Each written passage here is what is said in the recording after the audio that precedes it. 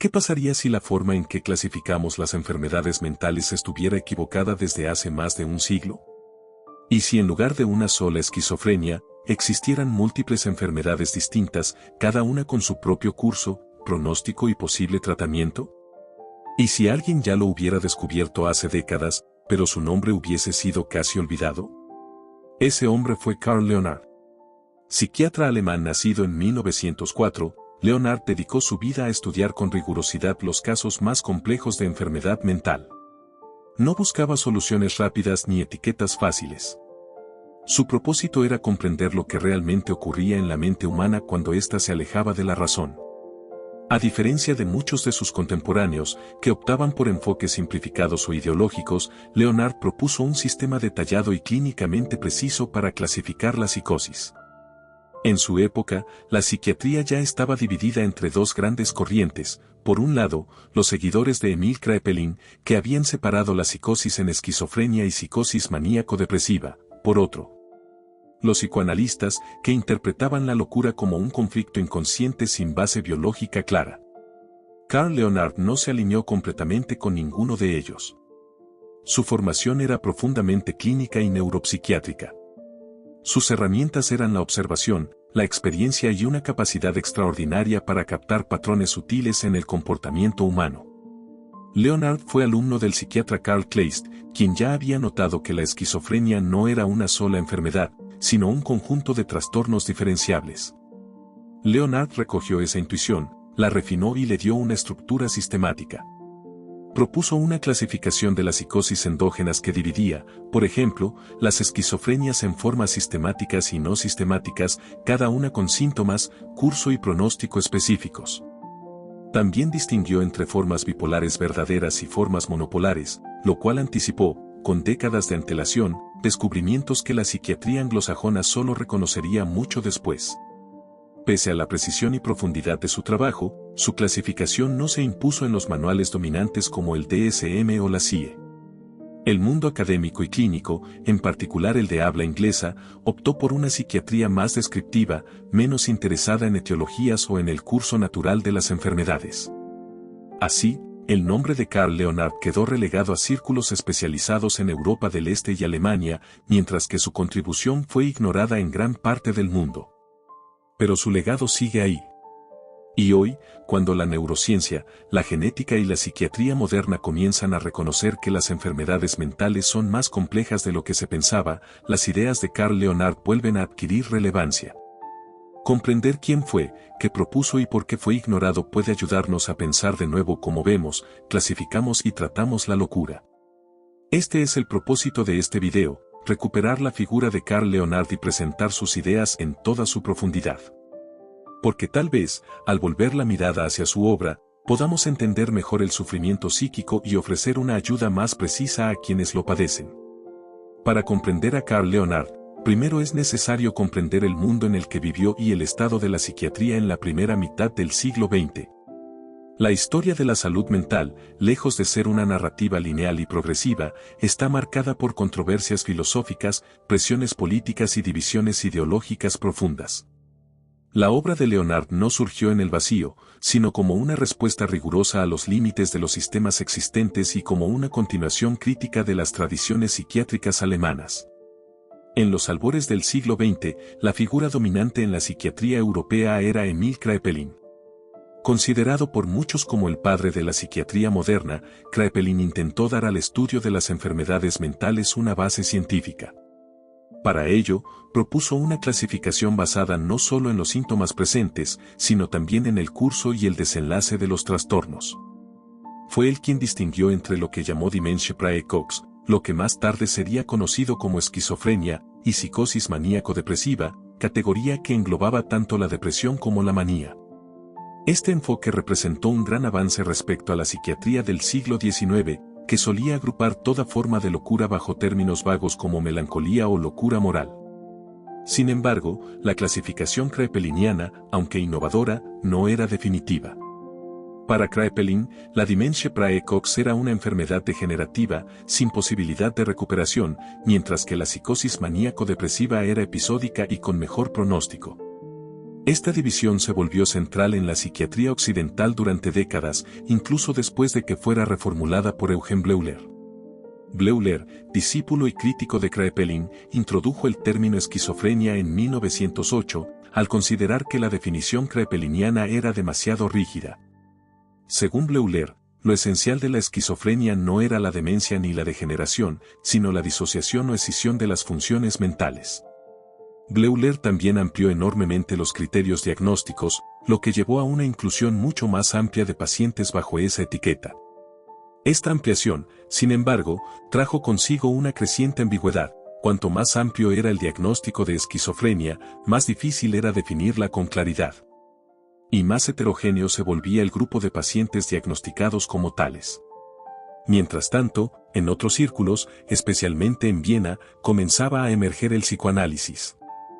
Sigmund Freud proponía que los trastornos mentales tenían su origen en conflictos inconscientes, deseos reprimidos y traumas infantiles. Aunque el psicoanálisis ofrecía una explicación distinta, más narrativa, simbólica y subjetiva, su influencia se hizo poderosa en muchos países, especialmente en Francia, Argentina y Estados Unidos. Sin embargo, para muchos psiquiatras alemanes de formación clínica y médica, el psicoanálisis era insuficiente, carecía de base empírica. Se alejaba del examen directo del paciente y sustituía la observación por la interpretación teórica. En este panorama polarizado entre una psiquiatría biológica de base kraepeliniana y una psicología profunda de base freudiana, surgió una tercera vía, más empírica y matizada, centrada en el estudio clínico riguroso de los pacientes. Esta vía fue cultivada especialmente en Alemania, y más específicamente en la Universidad de Jena, donde trabajaron Karl Kleist y más tarde Carl Leonhard. Esta escuela apostaba por una psiquiatría clínica, basada en la observación a largo plazo de los enfermos mentales, sin recurrir ni a teorías psicodinámicas ni a simplificaciones estadísticas. A este contexto clínico se sumaban circunstancias históricas dramáticas. Alemania, país donde Leonhard vivió y trabajó, atravesó 2 guerras mundiales, una crisis económica devastadora y una profunda fragmentación política. La psiquiatría, como muchas otras disciplinas, fue afectada por el auge del nazismo y sus políticas eugenésicas. Durante el régimen nazi, miles de pacientes psiquiátricos fueron asesinados en el marco del llamado Programa T4, que consideraba a las personas con enfermedades mentales como vidas indignas de ser vividas. Tras la Segunda Guerra Mundial, el campo psiquiátrico alemán se vio obligado a reconstruirse, tanto científicamente como moralmente. Carl Leonhard vivió todo este proceso. Nació en 1904, cuando aún estaba vigente el sistema kraepeliniano, y murió en 1988, después de haber sido testigo de la Guerra Fría, la construcción del Muro de Berlín y la división de Alemania. Su carrera se desarrolló principalmente en Alemania del Este, donde las instituciones académicas, a pesar de las restricciones políticas, seguían fomentando una investigación psiquiátrica rigurosa. En este entorno, lejos de la influencia del psicoanálisis anglosajón y del conductismo estadounidense, Leonhard pudo desarrollar su sistema de clasificación con una notable libertad intelectual. Lo que caracteriza a la propuesta de Leonhard no es solo su base empírica, sino su filosofía clínica. Para él, la psiquiatría debía recuperar el espíritu de la medicina observacional. No bastaba con agrupar síntomas, era necesario estudiar la evolución del trastorno, el tipo de inicio, la respuesta al tratamiento y, sobre todo, la estructura interna del cuadro clínico. Esta forma de pensar tenía raíces en la tradición médica alemana y en la neurología europea de finales del siglo XIX. La idea era que los trastornos mentales, como las enfermedades neurológicas, podían clasificarse con precisión si se observaban con paciencia y profundidad. Además, Leonhard se oponía tanto al reduccionismo psicodinámico como al reduccionismo estadístico. Por un lado, consideraba que las teorías psicoanalíticas, aunque interesantes en lo simbólico, no permitían predecir el curso real de una enfermedad ni guiar de forma efectiva un tratamiento médico. Por otro lado, criticaba los sistemas diagnósticos que se basaban exclusivamente en agrupaciones estadísticas de síntomas, sin tener en cuenta la historia individual del paciente ni el pronóstico diferencial. Desde esta perspectiva, la clasificación no era solo una herramienta técnica, sino una forma de respeto al sufrimiento humano. Nombrar correctamente una enfermedad implicaba entenderla mejor, tratarla con mayor eficacia y, en muchos casos, devolverle al paciente la esperanza de una recuperación. Esta concepción profundamente ética del diagnóstico contrasta con la tendencia actual a reducir los trastornos mentales a listas de síntomas intercambiables. En resumen, el pensamiento de Carl Leonhardt se enmarca en una tradición psiquiátrica olvidada, pero fundamental, la tradición que entiende la locura no como un concepto general, sino como un conjunto de enfermedades reales, diferenciables y tratables. Su enfoque clínico, riguroso y compasivo fue una respuesta al caos clasificatorio de su tiempo y una alternativa sólida a las modas teóricas que dominaron la psiquiatría durante el siglo XX. Entender este contexto histórico y filosófico es esencial para comprender la propuesta de Leonhardt, porque revela no solo qué dijo, sino por qué lo dijo. Solo a la luz de este panorama podemos empezar a apreciar la profundidad y originalidad de su pensamiento y valorar la posibilidad de que su clasificación, hoy casi olvidada, pueda ofrecer claves fundamentales para el futuro de la psiquiatría. Carl Leonhardt nació el 21 de enero de 1904 en Edelsfeld, una pequeña localidad del Reino de Baviera, en el Imperio Alemán. Desde temprana edad mostró una inclinación natural hacia la observación, el análisis minucioso y la reflexión silenciosa. Su familia, de tradición protestante, le proporcionó una educación rigurosa, centrada en el esfuerzo personal y el compromiso ético, valores que más tarde impregnarían su obra clínica.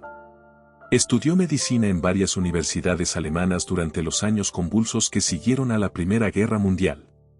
En aquellos años, la ciencia médica se encontraba en plena transformación, la neurología estaba en auge, las teorías biológicas comenzaban a consolidarse. Y la psiquiatría buscaba establecer su identidad entre la medicina interna, la psicología y la filosofía. Fue en este contexto de efervescencia intelectual que Leonhardt encontró su verdadera vocación, el estudio de las enfermedades mentales graves, en particular las psicosis endógenas. Su formación profesional fue profundamente influida por Karl Kleist, un destacado psiquiatra y neurocientífico alemán que trabajaba en Frankfurt del Meno. Kleist fue una figura central en la vida académica de Leonhardt, no solo como maestro, sino como mentor clínico y modelo intelectual. Kleist había observado que la categoría de esquizofrenia, tal como la había formulado Bleuler, agrupaba cuadros muy distintos entre sí. Propuso en cambio una distinción entre lo que llamó psicosis sistemáticas y psicosis no sistemáticas, basándose en criterios clínicos y de evolución longitudinal. Leonhardt se convirtió en discípulo directo de Kleist, y bajo su influencia comenzó a desarrollar una mirada más precisa, detallada y taxonómica de los trastornos psicóticos. La clínica era su principal laboratorio. Observaba a los pacientes durante semanas, meses, incluso años. No buscaba síntomas aislados, sino patrones estructurales, formas de inicio, evolución, presencia o ausencia de deterioro cognitivo, tipo de afectividad alterada, conservación o fragmentación del lenguaje, etc. Su estilo clínico era paciente, metódico y exigente. Consideraba que un buen diagnóstico solo era posible después de un conocimiento prolongado del paciente y que la psiquiatría debía recuperar la humildad de la medicina interna, observar, esperar, reevaluar. Durante los años 30, en plena República de Weimar y luego bajo el régimen nacionalsocialista, Leonhardt comenzó a trabajar en instituciones psiquiátricas importantes de Alemania.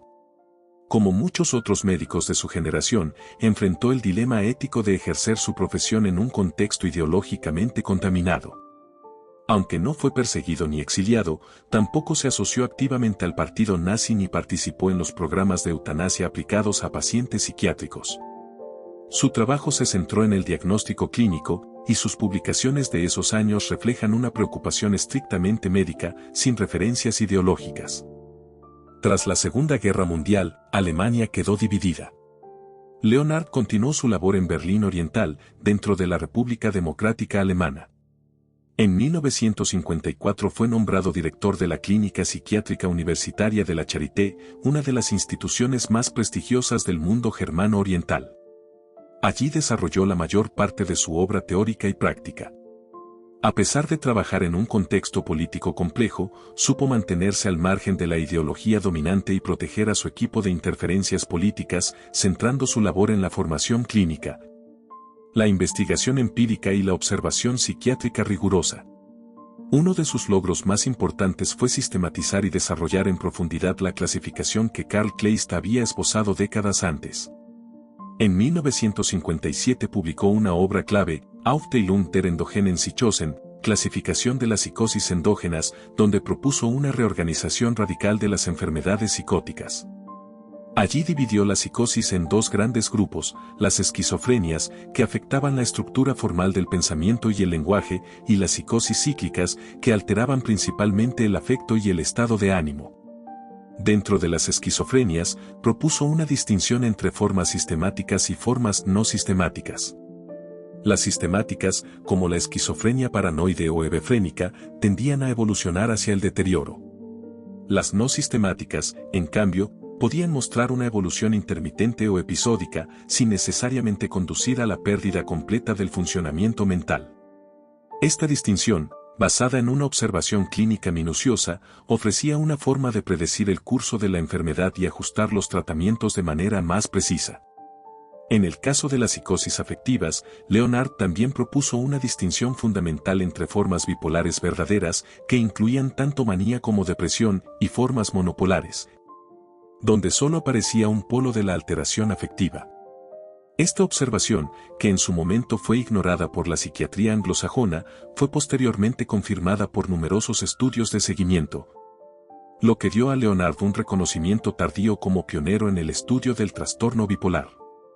Pero quizás lo más notable de su biografía no sea solo la precisión de sus ideas, sino su constancia como clínico. Leonard no fue un teórico aislado, sino un médico que estuvo toda su vida al lado de los pacientes. A lo largo de su carrera, supervisó cientos de historias clínicas, dirigió seminarios clínicos rigurosos y formó a generaciones de psiquiatras alemanes orientales que continuaron su enfoque clínico incluso después de la caída del muro de Berlín. No buscó fama ni reconocimiento internacional. De hecho, gran parte de su obra permaneció inédita o sin traducir al inglés durante décadas. Su estilo de escritura, denso y técnico, tampoco ayudó a su difusión. Pero quienes trabajaron con él o estudiaron su sistema coinciden en algo esencial: Leonard fue un clínico ejemplar, cuyo pensamiento sigue siendo relevante para quienes no se conforman con diagnósticos superficiales y desean comprender realmente las estructuras psicopatológicas profundas. Falleció en 1988, poco antes de la reunificación alemana. Murió con la tranquilidad de haber defendido su visión hasta el final, incluso cuando el mundo psiquiátrico giraba en una dirección contraria. Su legado, aunque olvidado por las corrientes dominantes, permanece vivo en quienes siguen creyendo que la clínica no debe ser sustituida por el protocolo, que los pacientes no son códigos estadísticos y que la psiquiatría, como toda medicina, comienza con la mirada atenta y respetuosa hacia el ser humano que sufre. La clasificación de la psicosis según Carl Leonard. La gran contribución de Carl Leonard a la psiquiatría fue su intento de ordenar de manera sistemática y precisa los diversos cuadros clínicos que, hasta su tiempo, eran agrupados de forma excesivamente general bajo el nombre de esquizofrenia o psicosis maníaco-depresiva.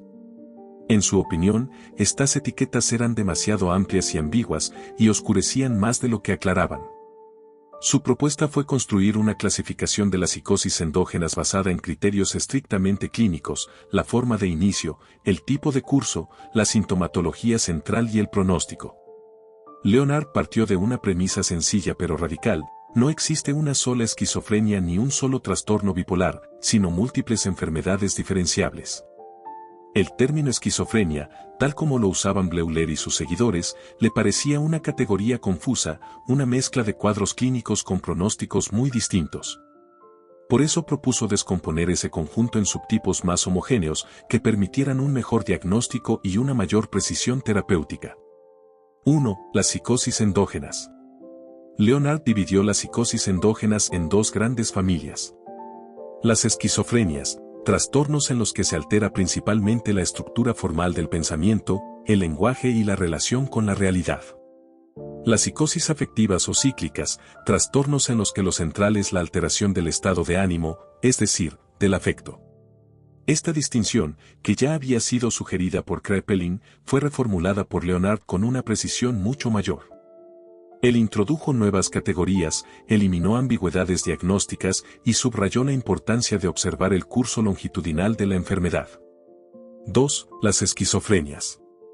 Dentro del grupo de las esquizofrenias, Leonard propuso una clasificación en dos subgrupos principales: esquizofrenias sistemáticas y esquizofrenias no sistemáticas. A. Esquizofrenias sistemáticas. Son aquellas en las que el trastorno afecta de forma continua y progresiva una función psíquica específica, llevando frecuentemente al deterioro. Se subdividen en: hebefrénica, se caracteriza por afecto superficial, risa inmotivada, desorganización del pensamiento, comportamiento pueril y pérdida del interés por el entorno. Su inicio es precoz y el deterioro suele ser rápido. Paranoide, dominada por ideas delirantes sistematizadas y persistentes, a menudo acompañadas de alucinaciones auditivas. El paciente mantiene cierta lógica interna en su delirio, aunque esté completamente desconectado de la realidad. Catatónica, se manifiesta en el plano motor, con fenómenos como rigidez, negativismo, mutismo, manierismos o posturas extravagantes mantenidas durante horas. También pueden alternarse fases de agitación y estupor. Estas formas sistemáticas tienen un curso más uniforme y su pronóstico tiende a ser desfavorable. Leonard sostenía que en estos casos el deterioro mental es casi inevitable si no hay una intervención precoz. B. Esquizofrenias no sistemáticas. En este grupo se incluyen cuadros más fluctuantes, episódicos y con mejores posibilidades de remisión. Se caracterizan por un inicio abrupto y una evolución en fases. Los subtipos incluyen: esquizofrenia excitativa, marcada por una gran agitación psicomotriz, verborrea incoherente, exaltación del yo y pérdida del juicio de realidad. Esquizofrenia inhibitiva, caracterizada por una disminución del impulso vital, empobrecimiento del lenguaje y una inhibición generalizada del pensamiento. Esquizofrenia alternante, mezcla de fases excitativas e inhibitorias que se alternan en el tiempo. Leonard sostenía que estas formas no sistemáticas no necesariamente conducen al deterioro, y que en muchos casos los pacientes pueden recuperar su funcionamiento habitual entre los episodios. 3. Las psicosis afectivas. En el otro gran grupo, las psicosis afectivas o cíclicas, Leonard también introdujo una distinción crucial entre psicosis bipolares, en las que se alternan fases de manía y depresión. Psicosis monopolares, en las que el paciente presenta únicamente episodios maníacos o únicamente episodios depresivos. A. Psicosis bipolares. Este grupo incluye a los pacientes que pasan de una fase maníaca a una fase depresiva, o viceversa. Leonard identificó distintas formas según la duración y la intensidad de las fases. Psicosis bipolar clásica, con episodios claros de manía y depresión, separados por intervalos de normalidad. Ciclación rápida, en la que los cambios de estado de ánimo ocurren con mucha frecuencia. Formas mixtas, en las que manía y depresión coexisten en un mismo episodio. Esta conceptualización se adelantó a muchas de las categorías que la psiquiatría anglosajona incorporaría décadas después. De hecho, Leonard fue uno de los primeros en observar clínicamente el trastorno bipolar tipo 2, que hoy es una categoría ampliamente reconocida. B. Psicosis monopolares. Este es uno de los aportes más originales de Leonard. Sostenía que había pacientes que nunca experimentaban el polo opuesto del trastorno afectivo. Es decir, manía monopolar, pacientes que solo presentan episodios maníacos, sin fases depresivas. Depresión monopolar, pacientes que solo presentan episodios depresivos, sin ningún antecedente de manía. Esto puede parecer evidente hoy, pero en el contexto de su época era revolucionario. La mayoría de los sistemas clasificatorios asumían que la depresión era simplemente una parte del trastorno maníaco depresivo, y no una entidad clínica en sí misma. La idea de que la depresión monopolar es un trastorno con sus propias características, pronóstico y tratamiento tuvo una enorme influencia posterior. 4. Otras categorías clínicas. Además de las esquizofrenias y las psicosis afectivas, Leonard también identificó otros trastornos psicóticos de difícil clasificación, como la psicosis cicloides. Estas afecciones, según él, eran transitorias, episódicas y con muy buen pronóstico. Se caracterizaban por síntomas confusos y cambiantes, a veces afectivos, a veces motores, a veces delirantes. Pese a su intensidad, tendían a remitir completamente tras un episodio agudo. En vez de clasificarlas como esquizofrenia atípica o trastorno esquizoafectivo, como hacían otros autores, Leonard las consideró una categoría propia. Esta propuesta fue extremadamente importante porque permitió distinguir entre enfermedades realmente crónicas y otras que, aunque graves, eran completamente reversibles.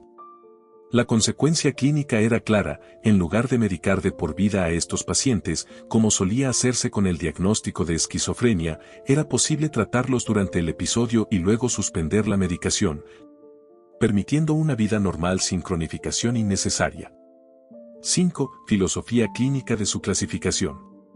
El sistema de Leonard no era solo una taxonomía técnica. Estaba inspirado en una filosofía médica concreta: el respeto por la individualidad del paciente, la precisión diagnóstica como acto ético y la esperanza como parte del pronóstico. Para él, un diagnóstico acertado no era una etiqueta, sino una herramienta para tratar mejor, para evitar errores, para proteger al enfermo de tratamientos innecesarios o del estigma social de una categoría imprecisa. En un tiempo en que la psiquiatría comenzaba a ceder ante las presiones institucionales, los manuales estadísticos y los sistemas de diagnóstico rápidos, Leonard defendía la observación prolongada, la escucha atenta y la interpretación cuidadosa del curso de la enfermedad. En resumen, la clasificación de la psicosis según Carl Leonard representa uno de los esfuerzos más notables por devolverle a la psiquiatría una base verdaderamente clínica. A través de su mirada rigurosa, no solo propuso nuevas categorías, sino que desafió toda una forma de entender la enfermedad mental. Su trabajo nos recuerda que detrás de cada diagnóstico hay una persona, y que comprender al enfermo comienza por comprender su padecimiento en toda su complejidad. La vigencia de Leonard. ¿Por qué su clasificación fue ignorada? La obra de Carl Leonard representa uno de los esfuerzos clasificatorios más profundos y clínicamente detallados en la historia de la psiquiatría. Sin embargo, y a pesar de su solidez y su claridad descriptiva, su clasificación no se convirtió en el estándar internacional. ¿Por qué una propuesta tan cuidadosamente elaborada y tan útil en términos clínicos quedó marginada frente a modelos más simples y menos precisos? Esta pregunta no solo es histórica, sino filosófica y política. Nos obliga a examinar los intereses, las dinámicas de poder y los cambios culturales que han moldeado a la psiquiatría moderna. 1. El auge del DSM y la psiquiatría americana. Uno de los factores clave que explican la marginación del sistema de Leonard es el ascenso hegemónico del DSM, Manual Diagnóstico y Estadístico de los Trastornos Mentales, publicado por la Asociación Psiquiátrica Americana. A partir de su tercera edición en 1980, el DSM-3 se convirtió en la herramienta diagnóstica dominante en el mundo anglosajón y, con el tiempo, en buena parte del planeta. El DSM fue concebido no como una clasificación clínica profunda, sino como un manual práctico basado en criterios operacionales. Su objetivo era lograr un consenso estadístico, no necesariamente una comprensión fenomenológica de la enfermedad. En otras palabras, su propósito era que dos psiquiatras pudieran coincidir en el diagnóstico de un paciente simplemente al verificar ciertos síntomas en una lista, sin necesidad de un conocimiento clínico profundo o una evaluación del curso de la enfermedad. En este modelo, categorías como esquizofrenia paranoide o trastorno bipolar tipo I se convirtieron en casillas definidas por listas de síntomas, desconectadas muchas veces de la evolución temporal o del contexto subjetivo del paciente. Frente a esa lógica, la propuesta de Leonard, más rica pero también más compleja, resultaba poco compatible. 2. La estandarización vs. la comprensión clínica. El sistema de Leonard exigía una observación minuciosa y prolongada del paciente a lo largo de años para distinguir entre una psicosis cicloide y una esquizofrenia no sistemática, o entre una manía monopolar y una depresión bipolar. En cambio, el modelo del DSM apuntaba a diagnósticos rápidos, adecuados para estudios epidemiológicos, investigaciones con fármacos o contextos institucionales de alta rotación. Este cambio de paradigma implicó una renuncia: se priorizó la reliabilidad interevaluador sobre la validez diagnóstica profunda. Es decir, se optó por un sistema donde los psiquiatras pudieran coincidir fácilmente en un diagnóstico, aunque él mismo no describiera con precisión lo que le ocurría al paciente. En este nuevo contexto, las sutilezas de Leonard, su detallada distinción entre formas monopolares, bipolares, sistemáticas y no sistemáticas, fueron vistas como un lujo innecesario. 3. Barrera idiomática y cultural. Otro factor importante fue el idioma. Karl Leonhard escribió en alemán y aunque parte de su obra fue traducida, su influencia se mantuvo sobre todo en los países de habla germana, especialmente en Alemania, Austria y Suiza. En el resto del mundo, su nombre fue conocido solo por especialistas. A diferencia de las publicaciones en inglés, que circulaban con rapidez y eran promovidas por grandes asociaciones académicas, los textos de Leonhard fueron leídos sobre todo por una comunidad clínica más restringida. Esto se agravó con el paso del tiempo, ya que el inglés se consolidó como el idioma dominante de la psiquiatría científica. La producción en alemán, aunque rica en tradición fenomenológica, filosófica y clínica, quedó en un segundo plano frente al creciente poder editorial del mundo anglosajón. 4. La industrialización del diagnóstico y la farmacología. El auge de la industria farmacéutica también jugó un papel importante en este desplazamiento. A medida que los tratamientos psicofarmacológicos se volvieron el centro de la práctica psiquiátrica, la necesidad de realizar ensayos clínicos rápidos y comparables incentivó la adopción de clasificaciones más simples y homogéneas. Desde la perspectiva de la investigación en fármacos, era más conveniente contar con un grupo grande de pacientes con un mismo diagnóstico DSM, como esquizofrenia, aunque ese grupo fuera clínicamente heterogéneo. El sistema de Leonhard, al dividir ese grupo en múltiples subtipos clínicos, complicaba la tarea, hacía más difícil reunir suficientes pacientes de un mismo tipo para hacer estudios farmacológicos controlados. En otras palabras, la precisión diagnóstica de Leonhard era un obstáculo para los modelos industriales de investigación, en los que la estandarización y la rapidez eran más valoradas que la comprensión clínica profunda. 5. Una clasificación sin apoyo institucional. Leonhard no fundó una escuela internacional, ni tuvo el apoyo de grandes instituciones médicas fuera de Alemania. Su sistema, aunque admirado por muchos clínicos experimentados, no fue adoptado por los grandes manuales internacionales, ni por las agencias regulatorias. Sin el respaldo de estructuras organizadas, su influencia se diluyó con el tiempo. Frente a esto, otros sistemas, como el del DSM o la CIE, Clasificación Internacional de Enfermedades, contaron con el apoyo de organismos oficiales, congresos internacionales y una red de formación médica mucho más amplia. 6. La exigencia intelectual de su obra. No se puede pasar por alto que el sistema de Leonhard exige una formación clínica avanzada. No es un manual que se pueda aplicar simplemente revisando una lista de síntomas en una entrevista rápida. Requiere de observación longitudinal, experiencia en fenómenos psicopatológicos complejos y una comprensión profunda del lenguaje, la conducta y el afecto del paciente. En un mundo en que la psiquiatría se ha ido volviendo más técnica, más rápida y más ajustada a protocolos estandarizados, esta exigencia puede haber jugado en contra de su difusión. El propio Leonhard escribió que su objetivo no era facilitar la tarea del psiquiatra promedio, sino darle herramientas para que pudiera ver más allá de las apariencias. Pero ese ideal clínico es cada vez más difícil de sostener en sistemas de salud sobrecargados, donde la presión del tiempo y la burocracia imponen límites a la observación cuidadosa. 7. Olvido o resistencia. Pese a todo lo anterior, sería un error pensar que la obra de Leonhard fue completamente olvidada. En algunos círculos clínicos, especialmente en Alemania y Suiza, su clasificación sigue viva. De hecho, muchos psiquiatras con experiencia encuentran en su sistema una guía insustituible para comprender casos complejos que no encajan bien en las categorías del DSM. Además, en los últimos años ha comenzado a resurgir un interés por modelos de clasificación más clínicos, más fenomenológicos y menos reduccionistas.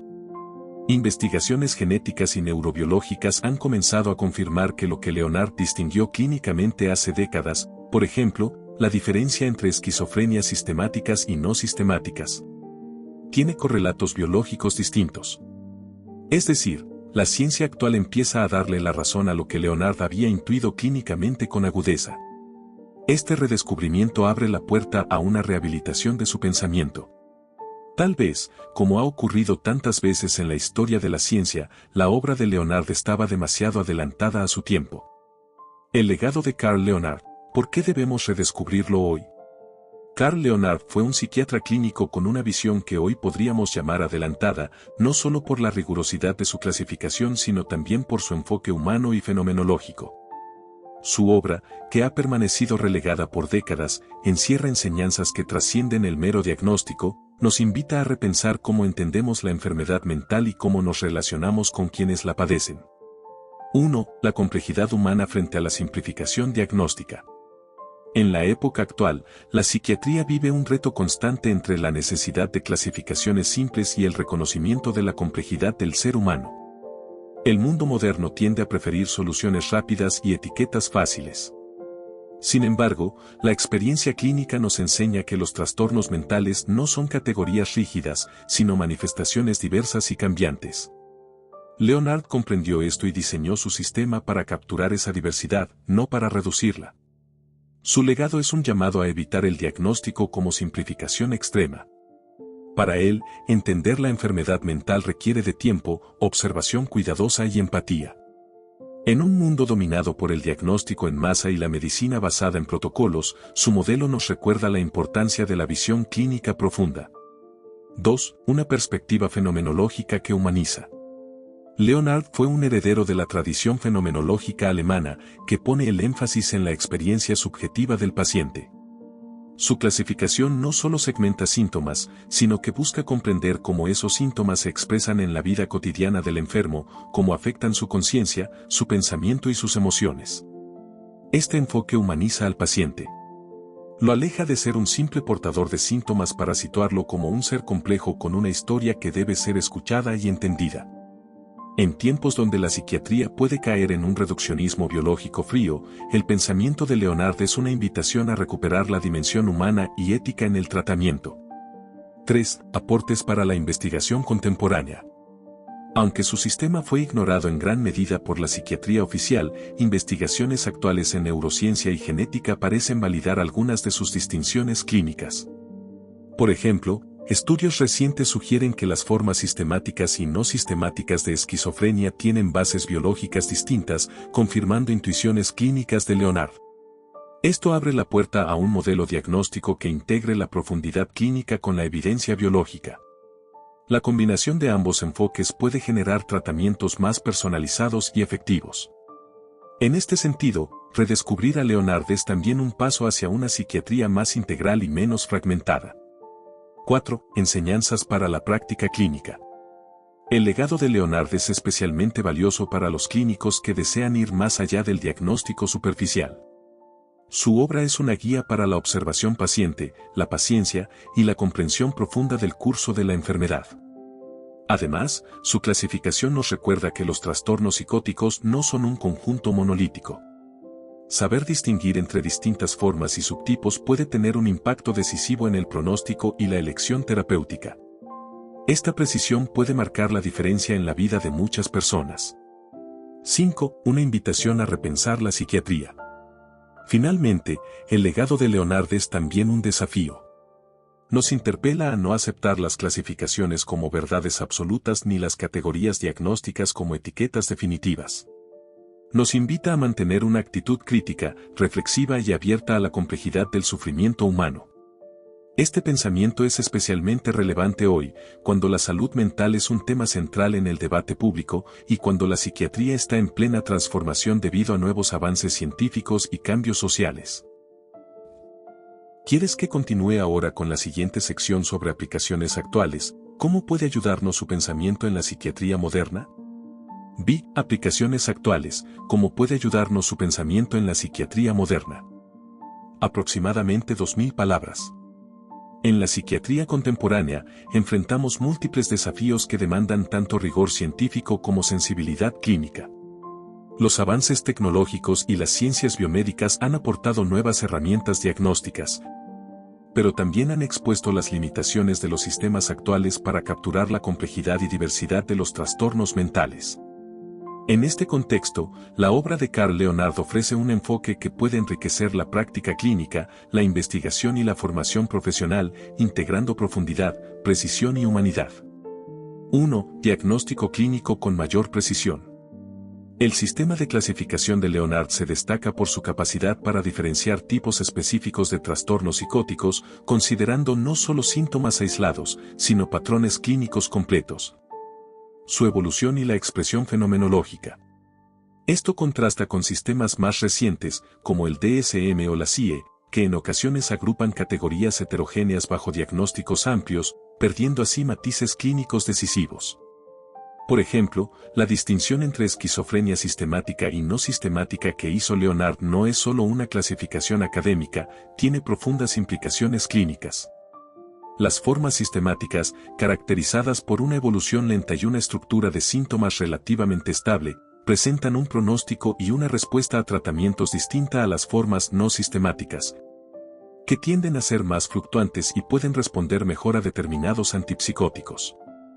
Además, la diferenciación de psicosis afectivas, como la psicosis cicloide, que en su esquema ocupa un lugar particular, ayuda a entender mejor las variaciones clínicas y a evitar confundirlas con trastornos afectivos o esquizofrenia, lo que en la práctica puede evitar tratamientos erróneos. Por tanto, la aplicación práctica del sistema de Leonard permite un diagnóstico más ajustado a la realidad clínica del paciente, favoreciendo intervenciones específicas y evitando el riesgo de etiquetas diagnósticas amplias que no reflejan la singularidad del caso. 2. Orientación para el seguimiento longitudinal. Una de las mayores aportaciones del modelo leonardiano es su énfasis en el seguimiento a largo plazo. Para él, el diagnóstico no es un acto puntual sino un proceso dinámico que debe considerar la evolución temporal del trastorno. Esto supone que el clínico debe observar, registrar y analizar cómo los síntomas y el comportamiento del paciente cambian con el tiempo, permitiendo corregir o matizar el diagnóstico inicial. Este enfoque resulta especialmente valioso en la psiquiatría contemporánea, donde la rapidez y la presión asistencial pueden llevar a diagnósticos apresurados que luego resultan inexactos o incompletos. Leonard plantea que solo la observación paciente y prolongada puede permitir reconocer patrones específicos y diferenciar entre trastornos que pueden parecer similares en fases iniciales. Un ejemplo práctico sería el caso de un paciente con síntomas psicóticos que inicialmente se diagnostica con esquizofrenia, pero que, tras años de observación, revela un curso cíclico y remisiones completas, encajando mejor con la psicosis cicloide. Esta revisión diagnóstica puede modificar sustancialmente el plan terapéutico y el pronóstico. Este énfasis en el tiempo también tiene implicaciones en la relación clínica, fomentando un vínculo continuado y una mayor comprensión del paciente como un proceso vivo, no un conjunto estático de síntomas. 3. Mejora en la formación y la supervisión clínica. El modelo de Leonard, con su riqueza descriptiva y su exigencia clínica, representa una herramienta de gran valor en la formación de psiquiatras y psicólogos. Su estudio fomenta la adquisición de habilidades clínicas esenciales como la observación detallada, la valoración fenomenológica y la capacidad de distinguir entre matices que pueden parecer sutiles pero que marcan diferencias terapéuticas. En contraste con la formación basada en manuales diagnósticos que priorizan listas de síntomas, el enfoque leonardiano exige una inmersión en la experiencia subjetiva del paciente y el contexto clínico. Esto desarrolla en el profesional una sensibilidad mayor hacia la complejidad del sufrimiento psíquico. Además, en la supervisión clínica, la obra de Leonard puede servir como un marco para el análisis de casos complejos, facilitando la discusión sobre diagnósticos diferenciales, evolución temporal y opciones terapéuticas. Esta supervisión enriquecida contribuye a formar profesionales más reflexivos, críticos y humanistas. 4. Potencial para la investigación interdisciplinaria. El sistema de Leonard no solo es una herramienta clínica sino también un puente entre la clínica y la investigación biomédica. Su énfasis en categorías clínicas precisas y homogéneas permite seleccionar grupos de pacientes con características similares, un aspecto clave para la validez de los estudios científicos. Por ejemplo, la diferenciación entre psicosis sistemáticas y no sistemáticas puede ser crucial en estudios genéticos o neurobiológicos, pues existen evidencias que apuntan a diferencias en bases biológicas y en respuesta a tratamientos farmacológicos. Sin una clasificación clínica precisa, estos hallazgos se diluyen, dificultando el avance del conocimiento. Además, integrar la profundidad fenomenológica de Leonard con las técnicas actuales, como la neuroimagen, la genética molecular o los biomarcadores, abre nuevas posibilidades para el desarrollo de modelos integrativos y personalizados de diagnóstico y tratamiento.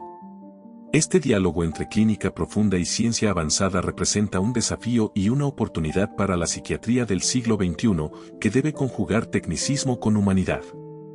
5. Un enfoque humanista para el tratamiento.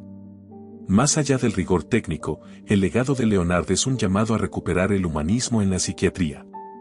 Su enfoque fenomenológico no reduce al paciente a un conjunto de síntomas, sino que busca entender su experiencia vivida, su sufrimiento y su singularidad. Esta actitud es fundamental para establecer una alianza terapéutica sólida, elemento clave para el éxito en el tratamiento. Cuando el paciente se siente escuchado y comprendido en su humanidad, aumenta su confianza, adherencia y motivación. Además, el modelo de Leonard invita a reconocer que la enfermedad mental no es un estado estático, sino una experiencia que se despliega en el tiempo y que afecta múltiples dimensiones de la persona. Esto requiere un tratamiento integral, que considere aspectos biológicos, psicológicos y sociales. Este enfoque integral y humanista resulta hoy más necesario que nunca, en un mundo donde la medicina tiende a fragmentar y etiquetar sin atender la complejidad del ser humano. Vivimos en una época marcada por la velocidad, la inmediatez y la simplificación. En el ámbito de la salud mental, esta tendencia se refleja en la proliferación de diagnósticos rápidos, la presión por protocolos estandarizados y la búsqueda de soluciones inmediatas. Sin embargo, esta superficialidad puede llevarnos a perder de vista lo esencial, la complejidad y singularidad de cada persona y la profundidad necesaria para comprender verdaderamente sus sufrimientos. 1. La tentación de la simplificación diagnóstica. El mundo actual, saturado de información y estímulos, tiende a favorecer respuestas rápidas y etiquetas claras. En psiquiatría, esto se traduce en la reducción de experiencias humanas complejas a categorías diagnósticas uniformes, muchas veces basadas en listas de síntomas sin contexto. Esta simplificación puede ser útil para la investigación o la organización sanitaria, pero es insuficiente para la clínica. Un diagnóstico superficial corre el riesgo de ser inexacto, estigmatizante o limitante. Clasificar con profundidad significa resistir esta tentación, tomarse el tiempo para observar, escuchar y comprender, incluso cuando esto exige paciencia y esfuerzo. 2. La profundidad como acto ético. Clasificar con profundidad es también un acto ético. Implica reconocer al paciente como un sujeto, no como un objeto o un caso clínico más. Significa respetar su historia, su experiencia subjetiva y sus particularidades. Esta ética se refleja en la práctica clínica como una disposición a no apresurarse, a evitar prejuicios y a mantener una actitud abierta y humilde frente a la complejidad humana. En este sentido, el legado de Carl Leonard es un ejemplo vivo de cómo la clasificación puede ser una herramienta al servicio de la comprensión y el cuidado, no un fin en sí misma. 3. La importancia de la fenomenología y la longitudinalidad. La fenomenología, que fue un eje central en la obra de Leonard, nos invita a centrarnos en cómo se vive y se siente la enfermedad, no solo en qué síntomas aparecen. Esto exige una escucha activa y una observación detallada que va más allá de lo superficial. Por otra parte, la longitudinalidad, el seguimiento en el tiempo, nos permite ver cómo evoluciona la experiencia del paciente, sus altibajos, sus procesos de adaptación y cambio. La combinación de ambos enfoques enriquece la comprensión clínica y evita diagnósticos estáticos o precipitados. 4. Clasificar para humanizar, no para encasillar. El riesgo de toda clasificación es que se convierta en una etiqueta rígida que encasilla al paciente y limite su desarrollo. Por eso, clasificar con profundidad es clasificar para humanizar, para abrir caminos de tratamiento personalizados, no para cerrar puertas ni para estigmatizar. En la actualidad, donde el estigma hacia la enfermedad mental sigue siendo un problema grave, esta mirada profunda y humanista es más necesaria que nunca. La clasificación debe ser un instrumento para la inclusión y la comprensión, no para la exclusión o la reducción. 5. Un llamado a la práctica clínica y a la reflexión. Finalmente, esta reflexión invita a los profesionales de la salud mental a cuestionar las prácticas habituales, a desafiar las fórmulas simplistas y a recuperar la paciencia y la humildad en la clínica.